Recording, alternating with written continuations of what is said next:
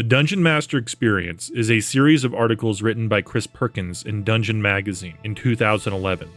The following readings are his words, and though produced before the current edition, still contains great insights, advice, and tips for Dungeon Masters for any edition, and for that matter, any TTRPG. The Invisible Railroad, 9/22/2011, Monday night. As they edge toward the end of the Paragon tier, the Monday night group confronts and slays various evil members of the Shan Cabal, a powerful society of wizards in the sunken city of Tal'Dorei. Deep within the Shan Cabal fortress, they encounter a warforged emissary of Vault, a secret kingdom protected by the evil god Vecna. The warforged poses no threat and claims to have a message for the leaders of the Dragovar Empire, which has been in disarray since the Emperor disappeared along with his flagship, one of the great mysteries of the campaign. My players immediately get the sense that this Warforged is not some throwaway NPC, but rather an important figure in the campaign, someone the DM has taken the time to develop.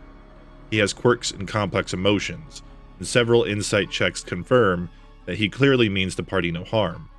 Perhaps for this reason, the heroes allow the Warforged to tag along, but they are suspicious of its motives and eventually decline to escort it to the capital, at which point, the Warforged bids its farewell and tries to leave the party. Out of the blue, Bruce Cordell's Tiefling Warlock attacks. The other players are surprised by Melek's snap decision, but join the fray. As the Warforged drops 0 hit points, a magical docent planted in its chest causes the Warforged to disintegrate, leaving nothing behind and no clue about the message it was supposed to deliver. Players never cease to surprise me, although I think it's possible to run a campaign that is 100% driven by the players. I'm not the kind of dungeon master who can relinquish narrative control to the point where I'm simply reacting to the players' desires and winging it week after week. I like coming up with adventure ideas and stringing them together to form a cohesive arc that unfolds over multiple levels. When I plan out an adventure, I usually have a good idea where and when and how it will end, assuming the heroes don't get sidetracked or TPK'd en route. I like to call it my invisible railroad. The worst kind of adventure, in my humble opinion, is one that railroads the player characters, which is to say, one that denies them the opportunity to effect change through their actions or decisions. Players can see a railroad from a mile away, and they are well within their rights to steer clear of it. Even in its simplest form, D&D is all about making choices and dealing with the consequences. Do we go right or left? Climb down the pit or avoid it? Slay the guard or bribe him? Even with my years of experience running D&D games, I've designed encounters that unfold exactly as planned by making player choice irrelevant. And shame on me for doing it. Such encounters usually end with disappointment. That said, a D&D campaign is basically a series of quests that move the heroes from one destination to another. And if you want the player characters at point A to visit point B before, say, point Q, then a track is a handy tool for getting them where they need to go.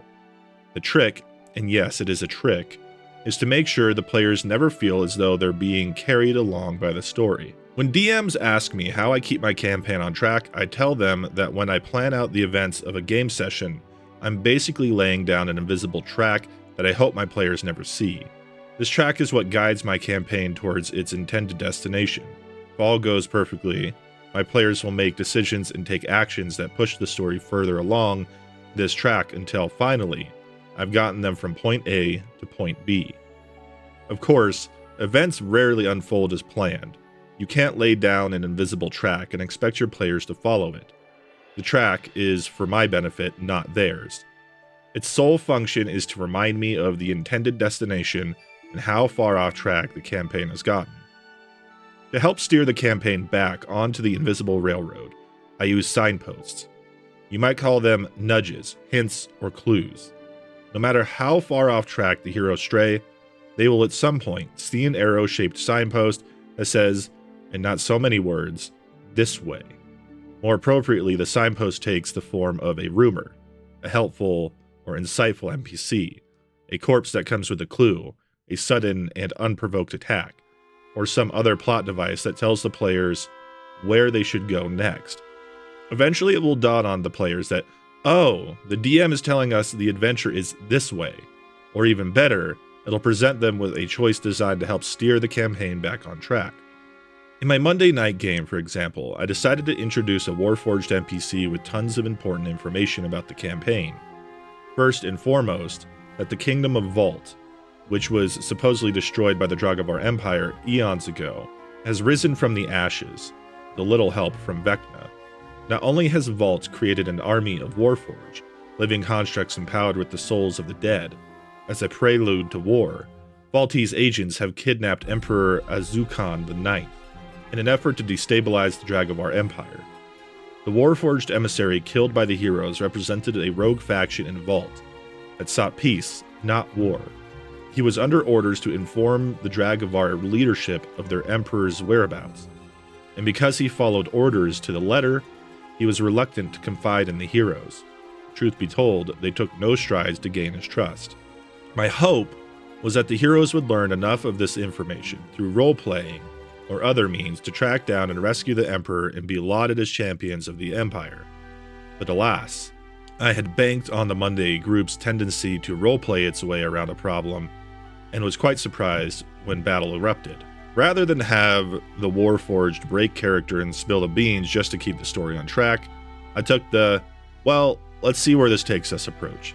Several game sessions have passed and the heroes still haven't gotten back on track. That's because they've stumbled on another invisible railroad tied to a totally different campaign story arc, one involving a threat from the Far Realm.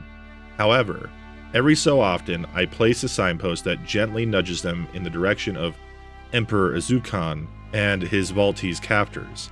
These signposts provide subtle reminders of Vecna's hand in the unfolding campaign.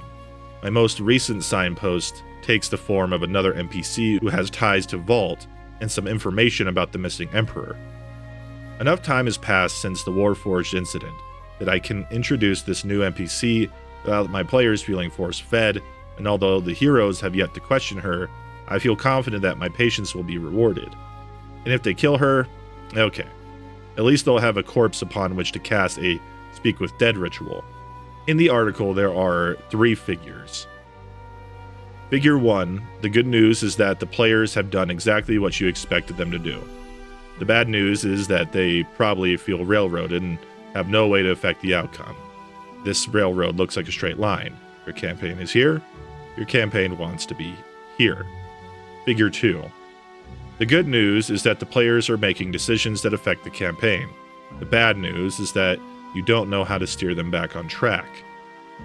This one once again looks like a straight line with your campaign here when it suddenly takes a left-hand turn directly off the track. Figure 3. The good news is that you're allowing your players to chart their own path while cleverly steering them around your intended destination. The bad news is you are exhausted from all the fun everyone is having. This figure looks like, once again, a straight line starting from your campaign here before it takes a left turn, stops a little, drops, and does a whole bunch of squiggles on a loop until you end up where your campaign wants to be.